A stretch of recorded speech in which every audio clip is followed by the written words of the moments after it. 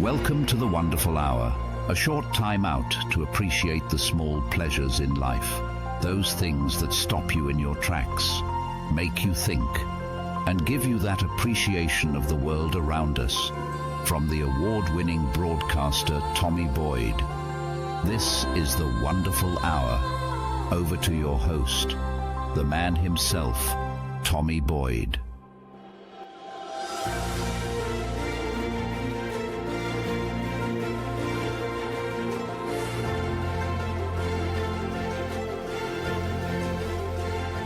Hello and welcome to another Wonderful Hour with myself, Tommy Boyd. If this is your first time, welcome. This is just a little hodgepodge of things that pass us by that if we stop and think about, we realise actually these are the sorts of things that make life worthwhile. But we tend not to give them a second thought, not even a first thought. They're little things. And they're worth celebrating, because if you add them all up together, they provide a pretty sound structure for some kind of peace or contentment in our lives. And besides love and friendship and security, I think we're looking for peace and contentment. Don't use the word happy, because that's a fleeting, exuberant thing, frantic almost. It sort of speaks of that maniacal laughter that you get from cartoon characters. Oh, they're happy, but are they really contented? So that's what we look for in the Wonderful Hour. And today, all sorts of bits and pieces. I've made a couple of jottings, cartoons, which I've just mentioned. They are absolutely wonderful. Random friendships that spring up from nowhere, are quite sustained, and then disappear, go for whatever reason, because life's like that. Loads of things like that. So let's crack on. What's wonderful?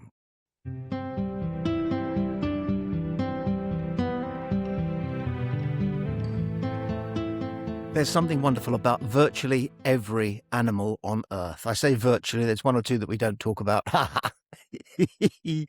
But most of them they bring an enormous amount of wonder into our world if we're alert to it.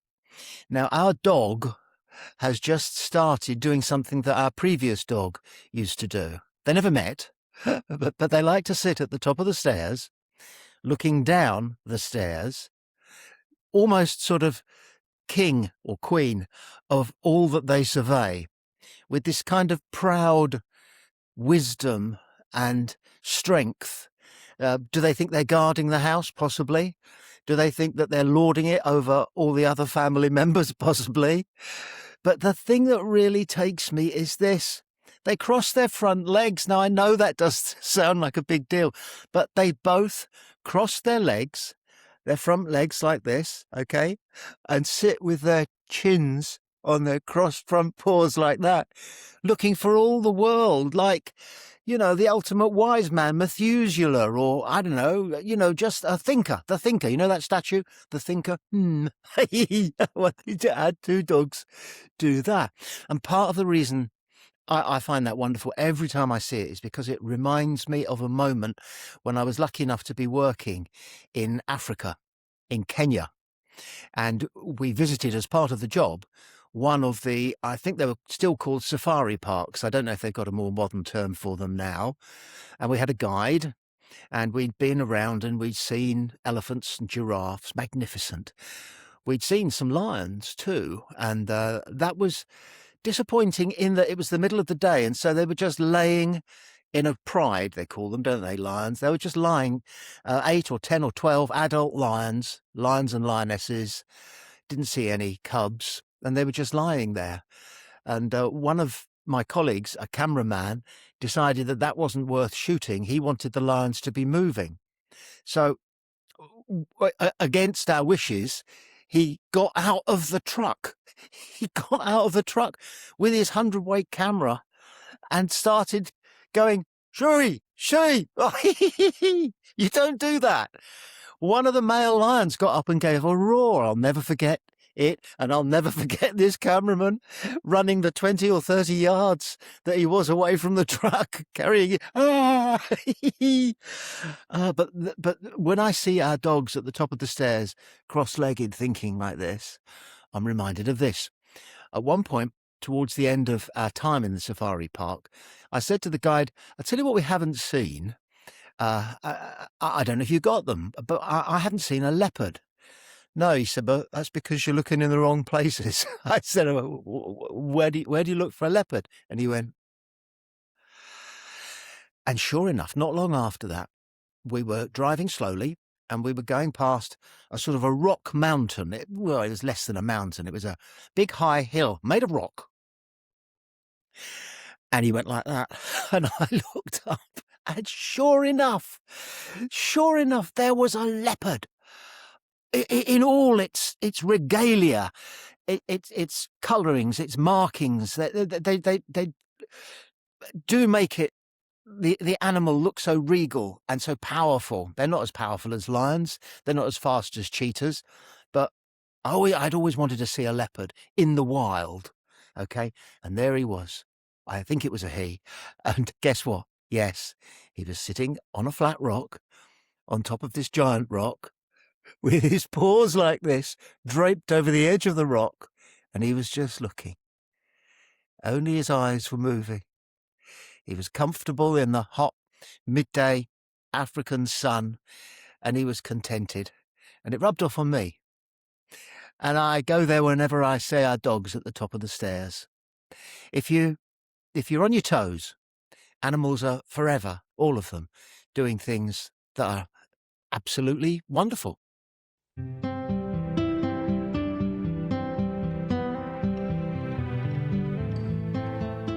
Sometimes it's good to celebrate pop culture, poppy things that at first glance seem shallow, things that as adults we like to think that we've put behind us. We've become more commonsensical, we've become wiser, we've become deeper and richer in our thought and our hearts, and it's not true. Close your eyes. Whenever I walk into a room full of people, which is rarely, I'm 14. I don't choose to be 14, but I can be 14, and I am 14. And I'll tell you what's wonderful is those cartoons that we cherish when we're young because they belong to us. These are major television programs that are made for us. And as we get older, we might dip into a bit of a Simpsons or some such, which embraces all generations. It's such a wonderful program. But the cartoons that we enjoyed when we were little, if we get a sniff of them in our adult times, it just lifts our spirits enormously. So what I got a sniff of was, and I won't detain you with the circuitous route that I ended up thinking about this thing, but it made me feel so good. And I was a kid and I was home from school on a Friday afternoon and there were kids' cartoons on. And one of the standout ones for me is one that I was reminded of the other day. And it reverted me back to 14 years of age. And it was Wacky Races. Oh, Wacky Races was such rubbish, but so good. Such a good baddie in Dick Dastardly and his sidekick, a mangy old pooch called Muttley, who had a chuckle on him a mile wide. And Muttley got the better of Dick Dastardly, even though Dick Dastardly thought he was getting the better of everybody. And there were all those gangs of racers. There was Peter Perfect and Penelope Pitstop. And you knew that if you were to meet Penelope Pitstop in real life, you would be utterly infatuated. And there were other random gangs, the Ant Hill Mob, which was a bunch of submachine gun bearing gangsters with 4 o'clock shadows and those hats that the Chicago gangsters didn't really wear, but they did in the movies. I think there was the Ant Hill Mob. That was them, was it? And then there was the Arkansas Chugger. Look how I can remember all this. I don't even have to try. The Arkansas Chuggerbug, which was a team of hillbillies, and they drove a mountain shack on wheels. And there was a tremendous commentary as well that glued the whole thing together. And once, when I was working in children's television, reminded of my infatuation with all these children's cartoons, but standout was the Wacky Races, I rang, I think it was United Artists in Hollywood, and asked to speak to the press tent and asked them, I'm phoning from British television, I just want to know if you can tell us who won wacky races. And the person I was speaking to said, I'll have to consult on that. I gave my number. Sure enough, the phone rang not long later. And she said this, there is no winner of the wacky races. There were, I think she said something like 38 episodes in total. And there was a different winner of each stage in each program, but no overall winner was declared. And I thanked her and put the phone down and thought, what are you doing with your time, mister? Ringing United Artists to find out who won wacky races just because you could say you were British television. You've just wasted part of two people's days there. But it gave me a happy memory, or reminded me of many happy memories. Children's cartoons, when we're little. Oh, absolutely wonderful.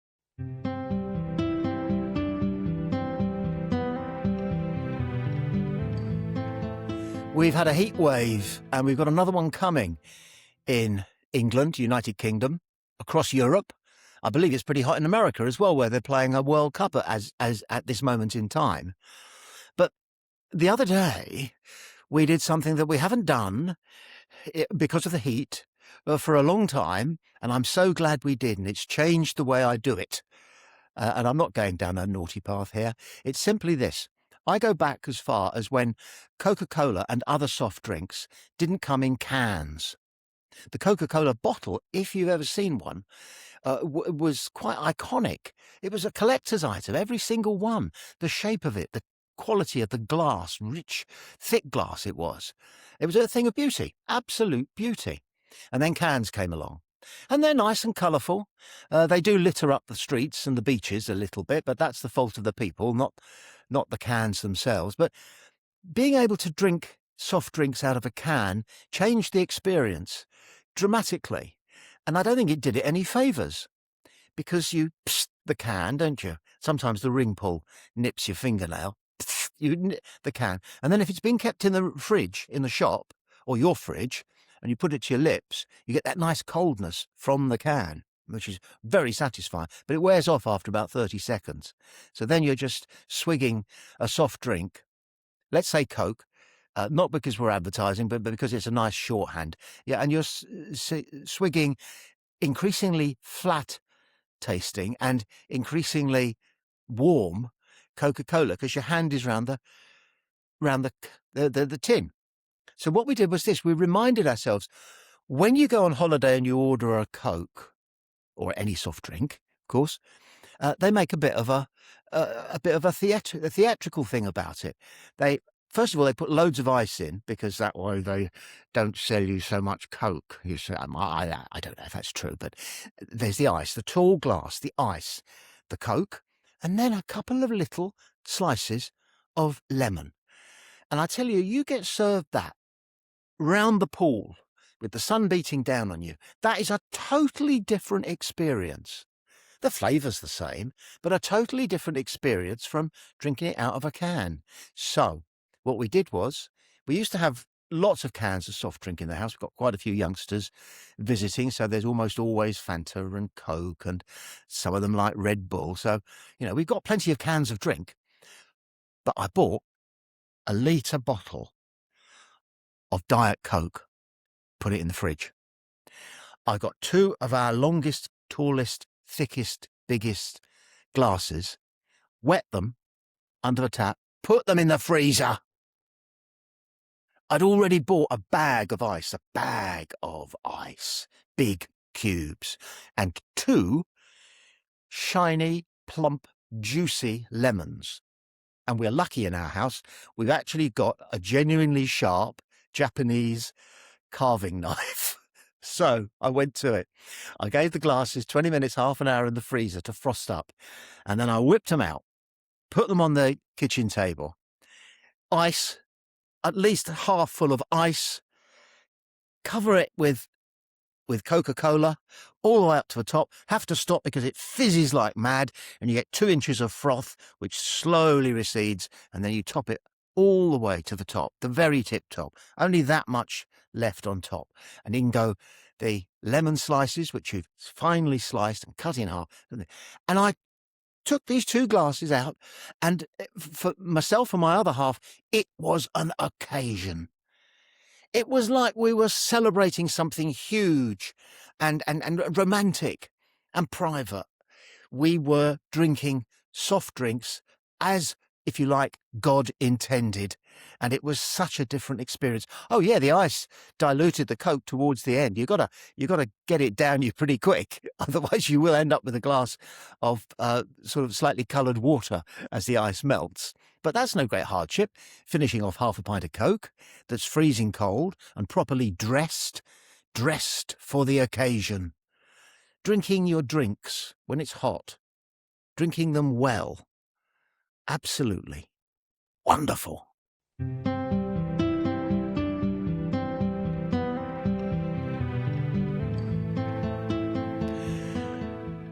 Picking up odd new friends is wonderful if you stay alert to it. Quick example, they're rebuilding a house 2 doors down from us, and that means that for the last year or so, we've had workers in and out the house, in and out the front garden, lorries pulling up, vans pulling up, and I walk the dog past that building site at least 3 or 4 times a week. And so you get on nodding terms with the workers who you see regularly. And then after about 4 or 5 times of walking past and just going, morning, and making a comment about the weather, as you do, hope this rain keeps off. It was. Now that the sun's out, they're all shirt sleeves and everything. So you say something like, enjoying this weather? So, oh, it's better than rain. So it begins like that. And then one of the workers on this site, who turned out to be the sort of site manager, he turned it into a conversation. He was by the front of the house, by the front gate, in fact. And I went past and I said something, I can't remember what, and football came into the conversation. So that was it. We were off. And now, every time I walk past, he stops what he's doing and he comes over to me. Okay? And the last time he did it, he offered his fist like that. And I'm afraid I'm not terribly well up with some of the motifs of teenhood, such as strange handshakes. I know it's not that strange, the fist bump thing. But it took me a moment to realise, oh, I'm bumping fists with him. What does this mean? Have we gone to the next stage? And I think we had. So I know all about his infatuation with a football team called Tottenham Hotspur and what a bad season they've had. And I know that his mum is not well and he's having to go and look after her every other weekend. He has to drive down to Cornwall, which is a good 4 or 5 hours, but he does it. He doesn't talk about family. He talks about his mum, and we talk about the project that he's working on. One day I had to go and ask them if whoever had parked their van opposite our drive would mind just moving it a little bit so that we could get in and out, reverse in and out of our drive more easily. And it was him. And I said, I'm really sorry, I'm not a complainer. He said, no, but that's not good park there, is it? So I apologise for that. And the bloke whose van it was came out and he moved it quite happily, waved at me, wasn't bothered.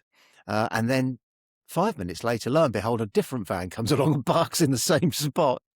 And this new pal of mine, he was looking out for such like, doesn't want me inconvenienced anymore. So he went running across and said to the fella, can you just move a couple of lengths down that way? Because gentleman here, his wife has to reverse out onto the road and it can be a bit tricky.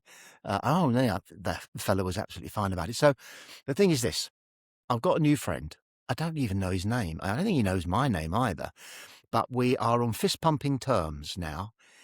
And I make a point of pausing as I go past the site, now with the dog, who now expects a little chat there, because as soon as we get there, she lies down, okay, because she knows that she's going to be held up for 5 minutes, whilst these 2 new friends, me and him, pass the time of day.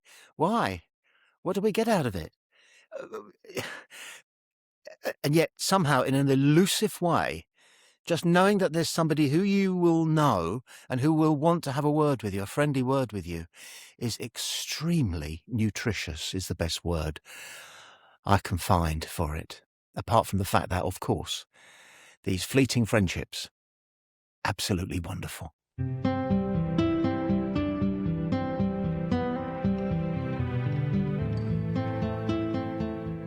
When there's football on and it's England, everybody in our house settles down, even people who hate football, they find something in it. And we've noticed in our house that England often score a goal when I've got up to either go to the fridge and get a beer or go to the loo.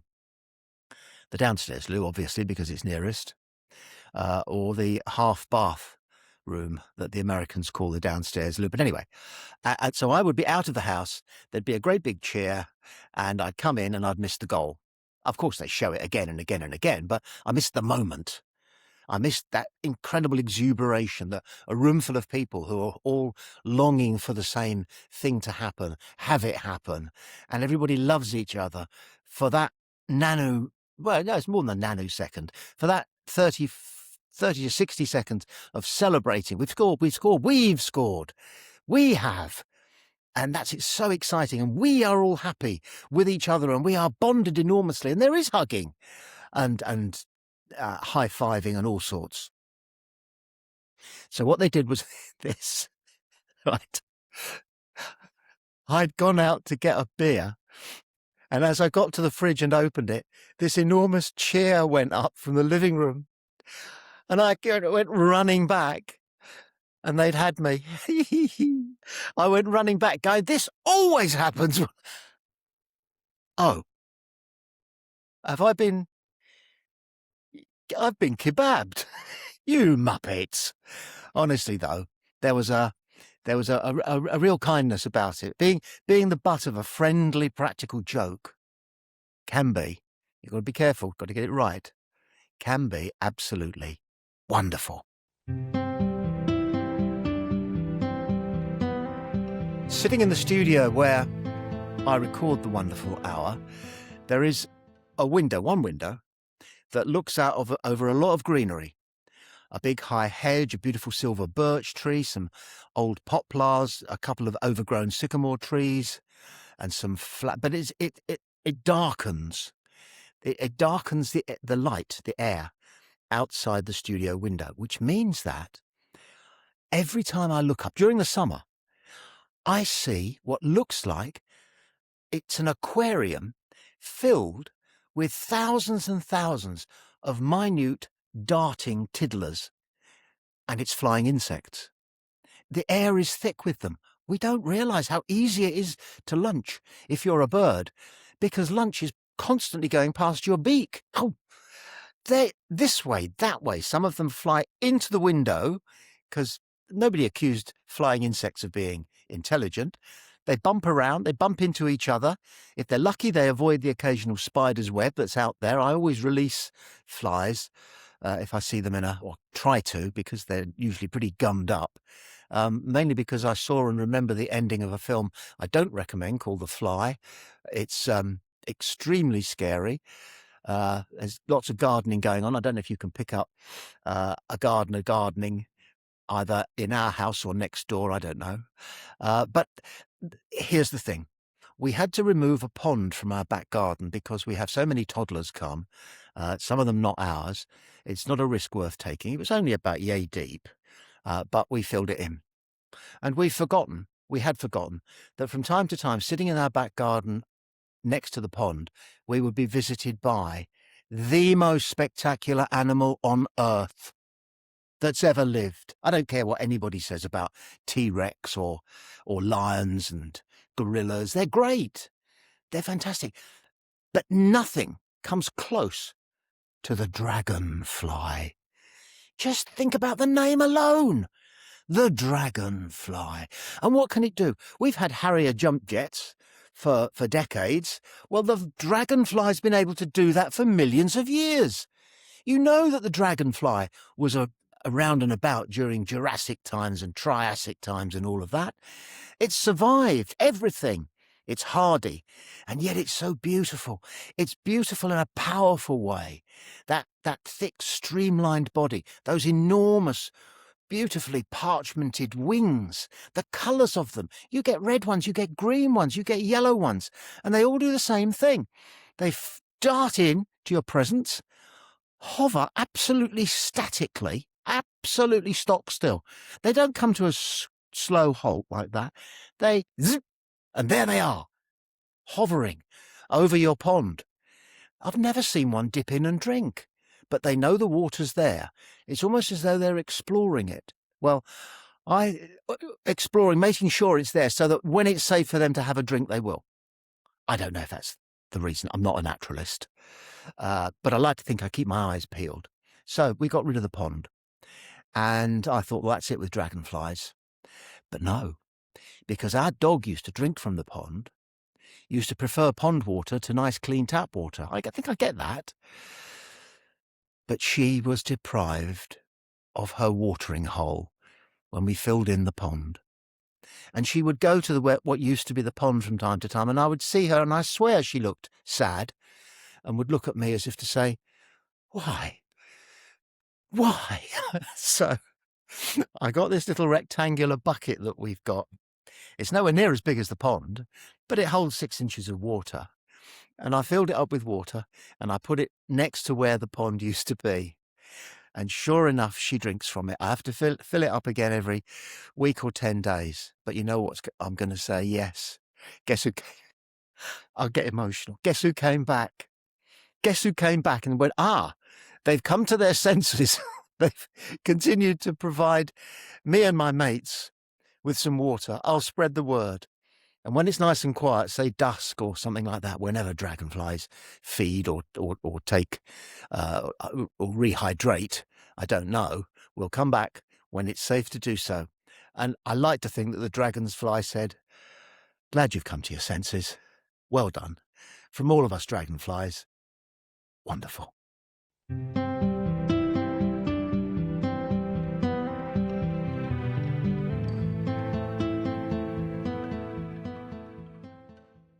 That's about all we've got time for today. I was just checking my phone.